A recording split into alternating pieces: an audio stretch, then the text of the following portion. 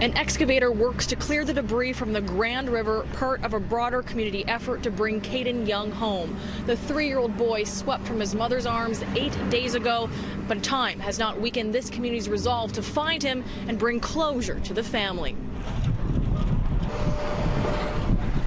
I'm able-bodied, so if this is my kid, you have to go out there. Give, that's the sentiment here.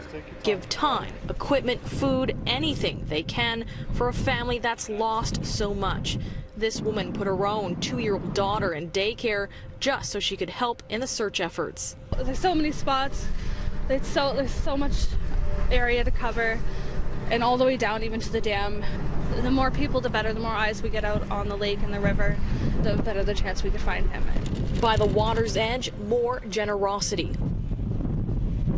Local construction companies donated equipment and crews to help clear the river of suffocating ice flows, allowing firefighters and dinghies to search in new areas. A Kitchener man even donating underwater drones to help find Caden. We dig ponds and waterfalls and landscaping and all that, so this is kind of our profession of being in water. I think our main task is to try to find the little guy if we can.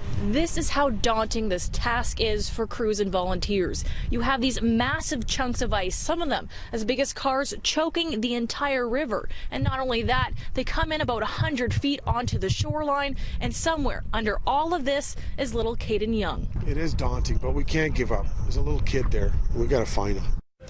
Caden Young was swept from his mother's arms last Wednesday after a terrifying sequence of events.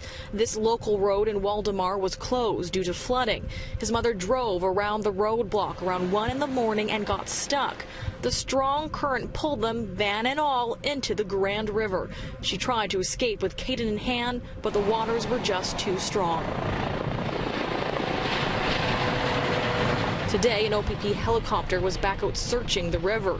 Dog teams combed the shore, and an OPP dive team was standing by in case a discovery was made. But with 13 kilometers of river to search, he could be anywhere. It's however long it takes. We've got to do this, get this done. So. A page for the volunteer search effort was unintentionally frozen by Facebook Wednesday. Caden's family says a new one will be created to keep not only the search effort, but hope alive. It's crucial with our search efforts.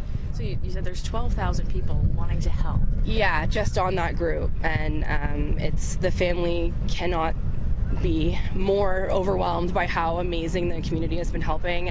The family's home acting as a command post for volunteers helping in the search. Now the OPP is reminding anyone heading out to make sure they sign in and out so everyone is accounted for. In Waldemar along the Grand River, Amanda Ferguson, City News. Being an empathetic person, it's really, really difficult for me sometimes to watch these stories. You know, a lot of times, by the time they're finished, I'm in tears. You know? I couldn't begin to imagine what this poor mother's going through. I don't have the words to adequately express my feelings on this. It's such a tough situation. I guess there's always going to be hope that he's going to be found alive, but you know, after this much time, do you get to the point where you just kind of resign yourself to the fact that he might be gone? You know, you hear stories all the time of people falling through ice or whatever and getting trapped in the water, and they can survive hours because the cold temperature kind of puts the body into a suspended animation state, and in a lot of cases they're actually revivable. It's just amazing. So, like I say, you know, the hope never really goes away, but I don't know. I guess it's just one of those things that you just never know unless you're in that situation. Not a good place to be, for sure. So, I don't know. Well, it may be mild today, but we're actually talking about a potential winter storm for parts of southern Ontario Thursday into Friday morning. And it's going to be kind of tricky because it'll start off most likely as rain, but then we're going to see that tricky transition over to wet snow. And it's one that happens that really will dictate who sees the heaviest snowfall and, will the evening commute be impacted across southwestern Ontario. So to time this out, what we know so far, there's still a considerable uncertainty in the system, but we'll start off most likely as some rain throughout Thursday morning and into the afternoon hours across southwestern Ontario, and that's going to continue to push in towards the GTA and Golden Horseshoe throughout the afternoon. And this may actually start off as some snow initially and not even start as rain for areas into the GTA. So you can see that already being picked up just outside of the GTA, Orangeville, Kitchener-Waterloo. We may start off as just some snow for the afternoon and evening hours, and then we're going to quickly go into the evening, and everyone's going to start to see that change over to wet snow. So again, this is going to be a big impact for some areas, especially for the Golden Horseshoe and across the 401 corridor. And then going through the evening, that heavier snow will continue to push further east, lifting out of the southwest for the morning, but will be likely, impacting the morning commute for areas around the Golden Horseshoe and over towards eastern Ontario with some accumulating snowfall. So give yourself some extra time for Friday morning and be extra careful for Thursday evening if you're going to be traveling, because it's going to be a really tricky one to see when that rain changes over to snow.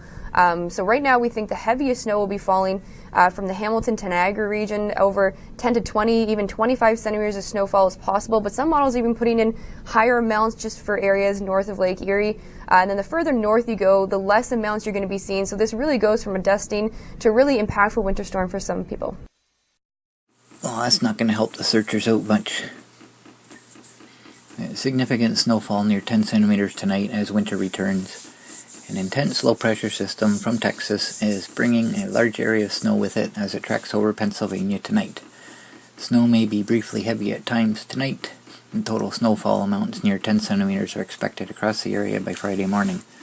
Snowfall amounts may approach 15 centimeters in a couple localities, especially near and south of Highway 7. In addition, strong and gusty northerly winds may result in areas of blowing snow and very poor visibility tonight. Conditions should improve Friday morning as the low-pressure area hops across the Appalachians to the Atlantic Ocean off to the New England coast. Although the worst of the conditions should occur during the night, the Friday morning commute will likely still be impacted. This area will be near the northern edge of the heavy snow from this winter storm. If higher snowfall amounts than currently forecast appear more likely, snowfall warnings may be required.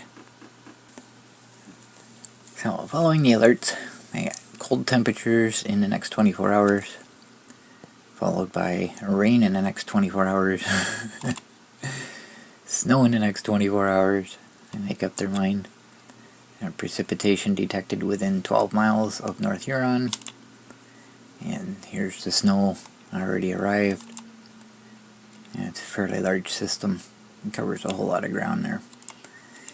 But despite all the hype around it, I'm not sure what it was like to the east and to the south, but for us, we just barely got a dusting from all this. It didn't even need any kind of attention, no newsworthy attention whatsoever for this one.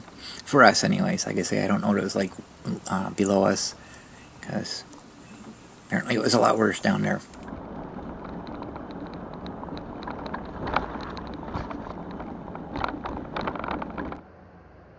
So at this point, I haven't ventured very far from home. For the next period of time, I don't really do a lot. I go to the post office, I go get groceries, I go to Timmy's. That's about all I've really been doing. And we've had a couple periods of snow. Never got any major amount or anything, just a couple inches here and there. And then it'll melt, and it comes back, and melts and comes back. Typical spring type weather for sure. One thing I do want to mention is Wingham is actually wheelchair friendly for the most part. Unlike Hanover, there's actually a lot of stores here that I'd be able to drive the scooter into if I wanted to. Even Dollarama, which is kind of cool. But so far I haven't done that. I've been parking outside and walking in. So I decided one night I'm going to Foodland. There's not a lot of people around.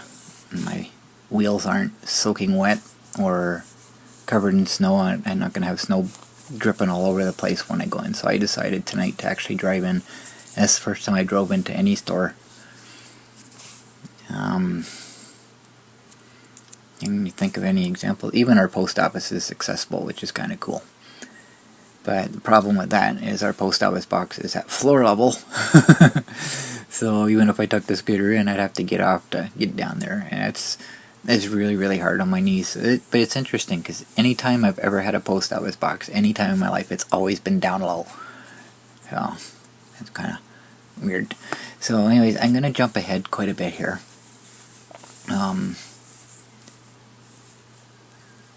March 9th, I was talking to the landlord, and he is going to install electricity in the garage for us, which is pretty cool. I won't have to worry about my extension cord going through the screen anymore.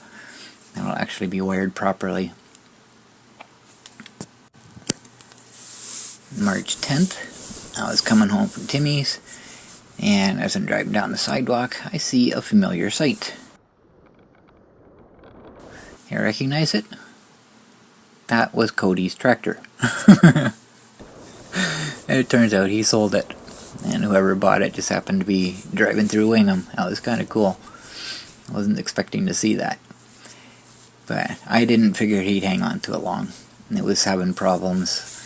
It plugged up a lot when it got into wet snow. The hydraulics were leaking in the front, and he couldn't figure out that when he first picked it up, the lights weren't working. It turned out to be a blown fuse. Well, apparently the fuse keeps blowing, and you can't figure out why. He just wanted to get rid of it. And the other problem he's having with it is there's no weight on the back end. So he's got the bucket up in the air, which is putting upward force on the back wheels. And when he tries to back up somebody's driveway with the snowblower, the tires just spin.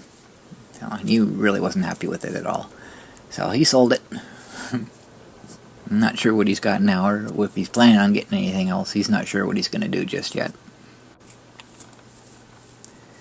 Also on March 10th, our furnace stopped working. If there's any advantage to it, we aren't in major deep freeze mode right now. It's not super cold out, but I tell you, with no heat in the house, it was really something. I just cover up with so many blankets, but it is so hard to get out of bed in the morning. Now the problem is, once he found out what was wrong with it, the thermocouple was gone on it. So try to light it, and he couldn't get the pilot light to stay going. And the issue is, nobody has the part for it, so we had to order it. So we gotta wait until this part shows up. And being without a furnace in the wintertime is not fun. So I have my electric heater. I had to go digging for it. I found it. And I don't want to really blast our hydro bill, because I'm not the only one using one right now. So I just got it on as low as I can, just to take some of the bite off the chill in my room. And it's kind of adequate. The first couple nights I spent without it, and it was too much to deal with. So I started using it, and made sure it was in a place where the cat couldn't knock it over and cause a fire or anything. So that lasted until March 13th, and we finally got it fixed. And it's nice to have heat again, for sure. So one final thing I want to say, the final day I'm going to cover is March 14th, and the Monsters parts are on the way, finally. Amazingly, I only had to pay $20 for shipping, which kind of blows my mind. But apparently, that's what he pays for shipping. It's kind of a flat fee that he pays, the dealer that is. So that's what he's charging me for it. So I'm impressed with that.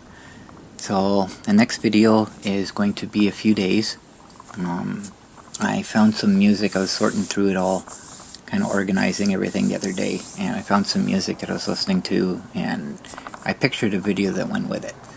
So before I get into the next video in line here in chronological order, I'm going to do a special video. I kind of miss doing them. I haven't done any kind of high quality production type video for a while. Actually, I don't think I've done one since the monster broke down, to be honest. So I want to do one of those. I'm not going to say what it is yet. I want it to be a surprise. But I need to do that before the next video in line here. So it might take a few days. I'm still in, what's the word I'm looking for? Accumulating mode.